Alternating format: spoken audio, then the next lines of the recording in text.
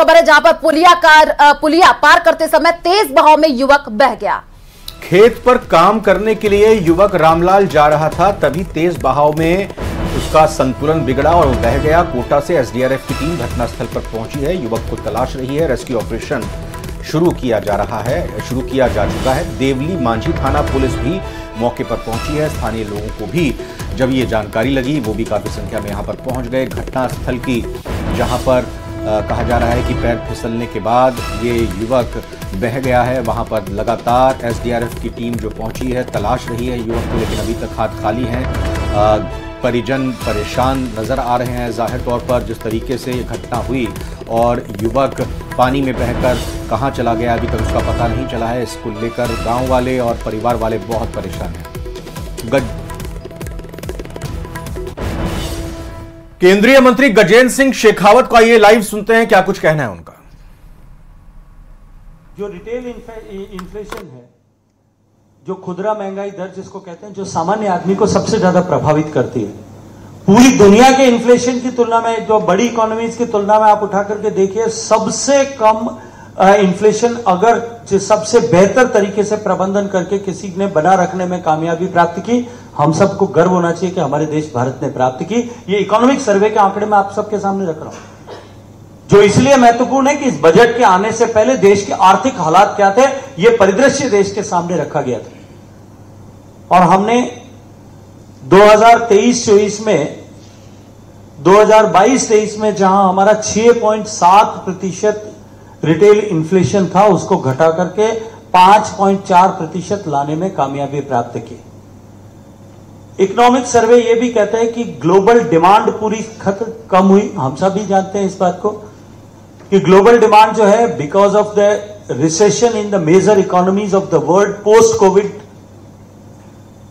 जो डिमांड कम हुई, उस घटती हुई डिमांड के कारण से भारत की जो सर्विस सेक्टर में प्रोग्रेस है, जो ताकत है, उस ताकत के चलते हुए भारत का कैट टू जीडीपी रेशियो जो है वो it has further come down to 0.7% from 2% in 2020-23।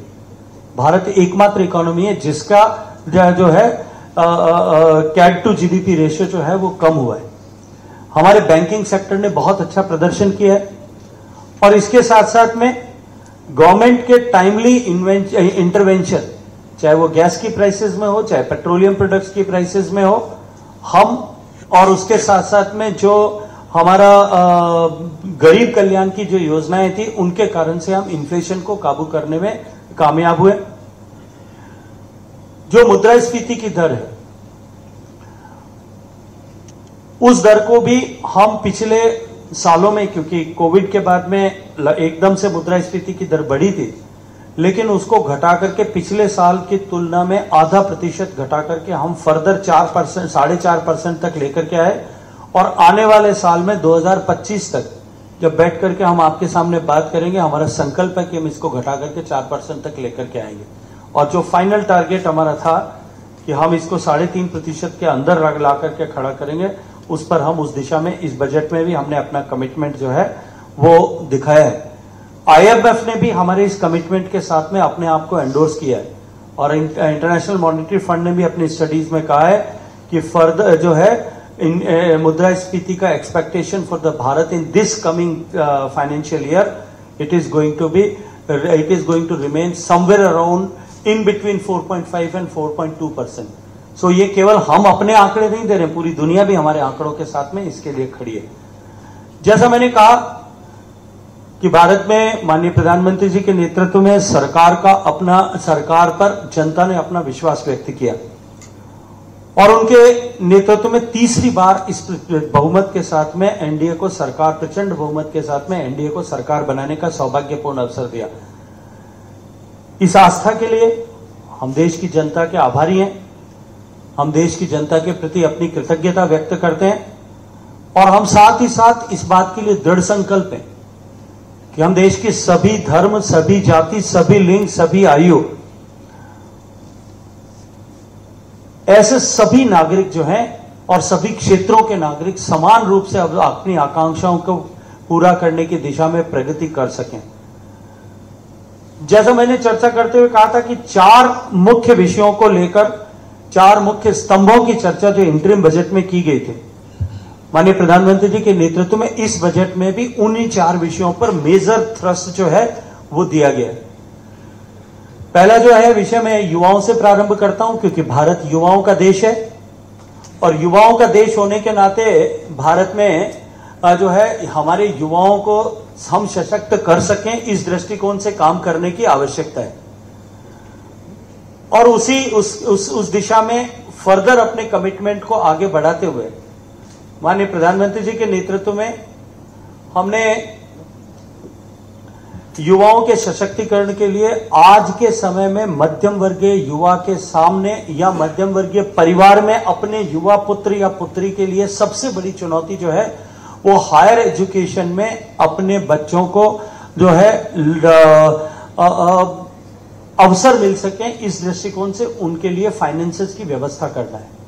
हम सब लोग मध्यम वर्ग परिवार से आते हैं, हम सब जानते हैं कि एक बच्चे का अगर ठीक ठाक कहीं मेडिकल कॉलेज में एडमिशन हो जाए, किसी हायर एजुकेशन के कॉलेज में, देश से बाहर जाने में नहीं, केवल देश में भी अगर एडमिशन हो जाए तो उसको पढ़ाना आज के समय में थोड़ी बड़ी चुनौती है।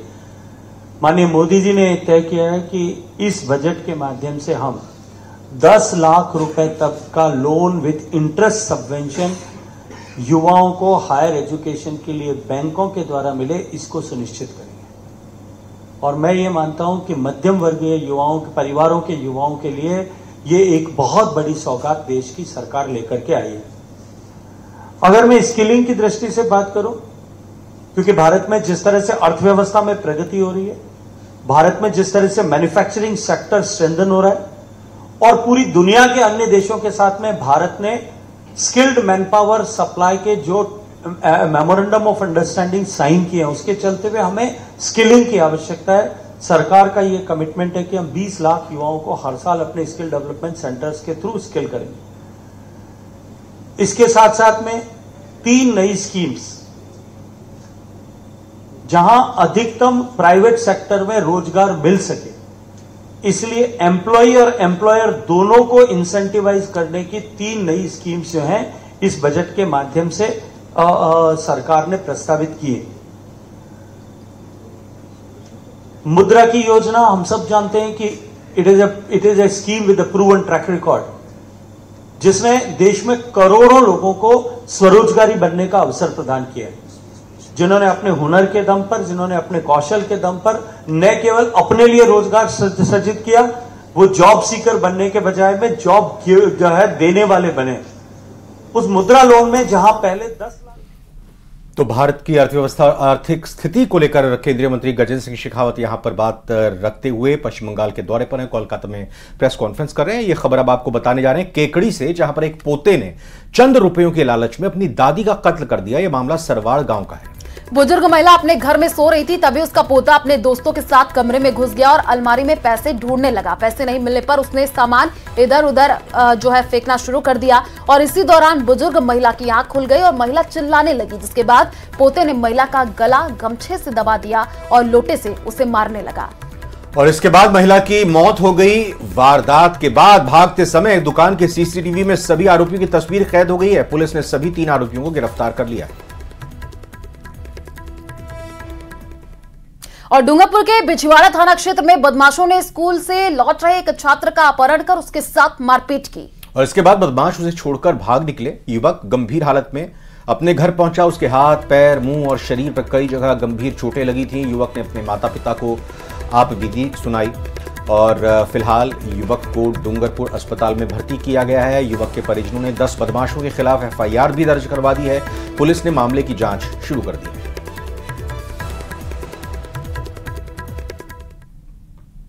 क्रॉसिंग रोड पर से किसी ने उठा लिया है ये, फिर हिम्मतनगर ले गए हैं। तो हम सारा दिन ढूंढते ढूंढते आधी रात तक ढूंढते रहे। फिर तो हमने नीचे फेंक दिया कि भाई अब क्या होगा क्या नहीं होगा।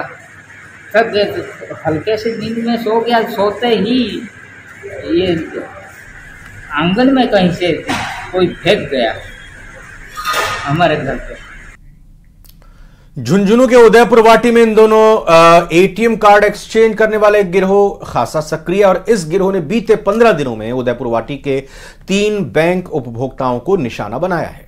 और इस तरह आपको बता दें कि 3 बैंक उपभोक्ताओं के एटीएम कार्डों का स्वाप करके उनके खातों से लगभग 2 लाख रुपए निकाल लिए और गिरोह ने झुंझुनू रोड पर स्थित सेंट्रल बैंक और पंजाब नेशनल बैंक के एटीएम में कार्ड एक्सचेंज की घटनाओं को अंजाम दिया। तीनों बैंक उपभोक्ताओं ने अलग अलग थानों में रिपोर्ट दर्ज करवाई है। शातिर ठगों की एटीएम कार्ड एक्सचेंज की करतूत एटीएम में लगे सीसीटीवी में कैद हो गई है। तो ये तस्वीरें भी हम आपको टीवी स्क्रीन पर दिखा रहे हैं और थानों में अब रिपोर्ट दर्ज करवा दी गई है। शातिर ठगों की करतूत सीसीटीवी में कैद हुई है, उसकी तस्वीर हम आपको दिखा रहे हैं। अब पुलिस इस पूरे मामले की जांच पड़ताल में जुटी है।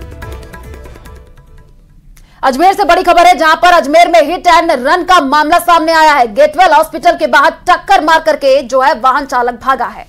सागर विहार निवासी पूनम चंद और देवेंद्र घायल हो गए हैं इस टक्कर में। इस हादसे में क्रिश्चियनगंज थाने में शिकायत दर्ज कराई गई है। गुलाब बाड़ी निवासी अंकित भाकर पर एक्सीडेंट करने का आरोप है। तस्वीरें भी सीसीटीवी के सामने आई हैं, आपकी टीवी स्क्रीन पर दिख रही हैं। हिट एंड रन का वीडियो ये जो सामने आया है, इसी को आधार बनाकर पुलिस मामले की जांच में जुटी हुई है। तो हिट एंड रन का ये मामला सामने आया है। तस्वीरें भी आप टीवी स्क्रीन पर देख पा रहे हैं। टक्कर मार करके वाहन चालक यहां पर भाग गया। पुलिस अब इस पूरे मामले की जांच पड़ताल में जुटी हुई है और तस्वीरें ये सामने आई हैं, आप देख पा रहे हैं कि कैसे यहां पर जो है टक्कर मार करके ये वाहन चालक भाग गया। सागर विहार निवासी पूनम चंद और देवेंद्र इसमें घायल हो गए। जयपुर से बड़ी खबर है, राजस्थान डीआरआई ने बड़ा एक्शन लिया। इलेक्ट्रॉनिक सिगरेट के बड़े जखीरे को बरामद किया गया है। जयपुर में 2 स्थानों पर 16 घंटे तक यह ऑपरेशन चला है। तो 8500 ई सिगरेट डीआरआई की टीम ने जब्त की है। चीन, मलेशिया, दुबई से ये सिगरेट मंगाई गई थी और भारत में ई सिगरेट जो है बेचना प्रतिबंधित है। ऑनलाइन बिक्री के जरिए फर्जी अकाउंट्स में ये पैसे ले रहे थे। सी स्कीम और विद्याधर नगर में यह कार्रवाई की गई है। आरोपी सुनील कुमार से डीआरआई के अधिकारी पूछताछ कर रहे हैं। अब तक का ई सिगरेट से जुड़ा हुआ सबसे बड़ा एक्शन ये डीआरआई की टीम ने लिया है।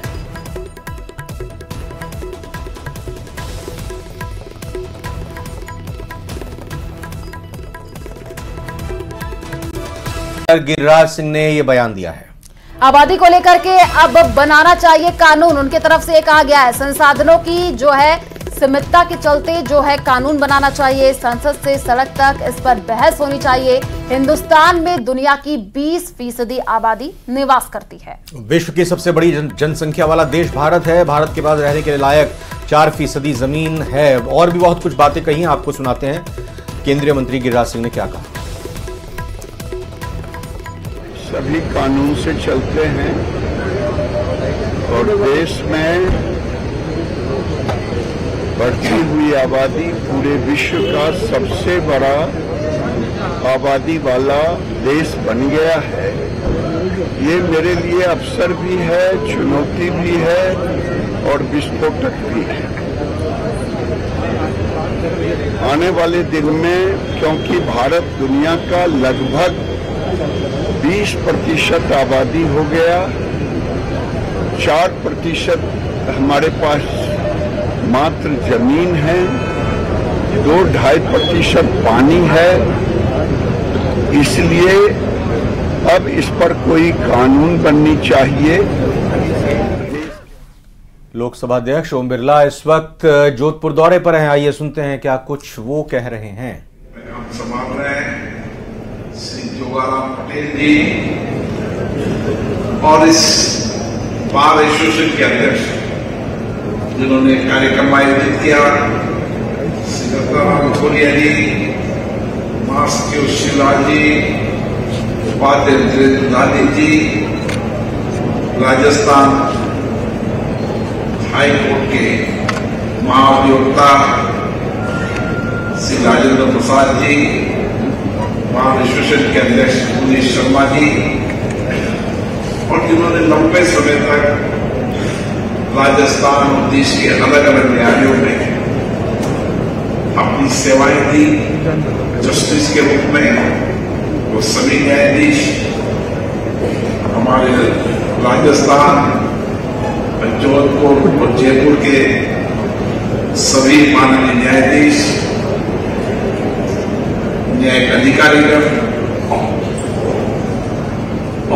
हमारे सभी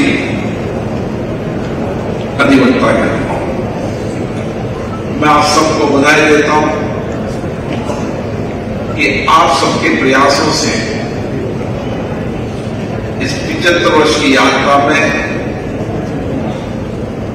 जोधपुर हाईकोर्ट का नाम अपने कार्यों से, अपनी गुणवत्ता से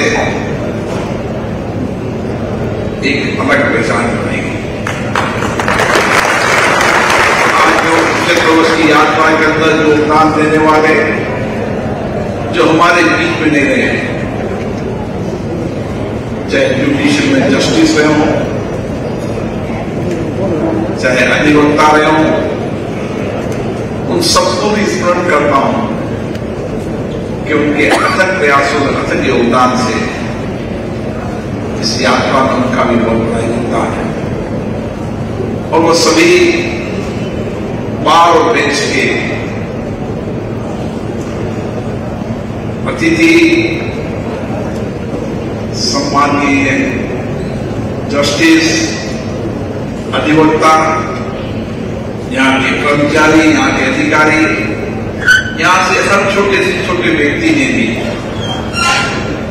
यहाँ पर अपनी समर्पण से, अपनी सेवा से, क्योंकि राजस्थान त्याग की धरती है, अपने जीवन का समर्पण त्याग से इस राजस्थान के जोधपुर हाईकोर्ट की जो सेवाएं दी हैं, उन सबको भी हम याद करते हैं, उनकी सेवाओं को धन्यवाद देते हैं। इस यात्रा के अंदर सौभाग्य राजस्थान का कि 28 प्रतिष्ठित न्यायाधीशों ने देश के उच्चतम न्यायालयों के अंदर अपनी सेवाएं दी।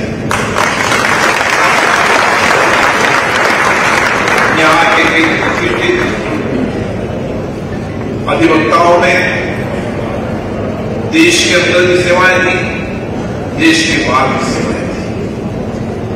ये हम सबको गर्व होता है कि यहाँ के बार और बेंच के जितने भी लोग यहाँ से निकले, उन्होंने जहां भी काम किया, इस राजस्थान का गौरव और सम्मान बढ़ाया। और इस ऐतिहासिक 75 वर्ष की यात्रा के अंदर हमने बहुत सारे परिवर्तन किए और उस परिवर्तन को करते करते आज हम इस मुकाम पर पहुंचे हैं कि हम लोगों को सस्ता, सहज रूप से न्याय दिला सके। लेकिन अभी हमारी यात्रा समाप्त नहीं हुई है। हमारी यात्रा का भी पड़ाव, अंतिम पड़ाव भी नहीं, क्योंकि हमारी यात्रा का अंतिम पड़ाव जब होगा जब हम प्रदेश और देश के अंदर। तो आपने सुना यहां पर लोकसभा अध्यक्ष ओम बिरला अपनी बातें रख रहे थे सामने। ये प्लैटिनम जुबली समारोह हाईकोर्ट जोधपुर का हो रहा था। अगली खबर कोटा की बताते हैं। बिल्कुल, कोटा से खबर है जहां के बसेड़ी इलाके में पुलिस की सजगता ने एक छात्र की जान बचा ली। बीएससी नर्सिंग की फर्स्ट ईयर परीक्षा के कुछ विषयों में बैक लगने के बाद छात्र ने खुदकुशी करने का निर्णय कर लिया। युवक ने इसे लेकर सोशल मीडिया पर पोस्ट डाली। इसके बाद जैसे ही फेसबुक मेटा के जरिए धौलपुर पुलिस की साइबर सेल को इसकी सूचना मिली, साइबर सेल प्रभारी नरेंद्र सिंह के नेतृत्व में कांस्टेबल अमित शर्मा छात्र के घर पहुंचे, उसे खुदकुशी करने से रोका। छात्र ने कांस्टेबल को खुदकुशी नहीं करने का भरोसा दिया।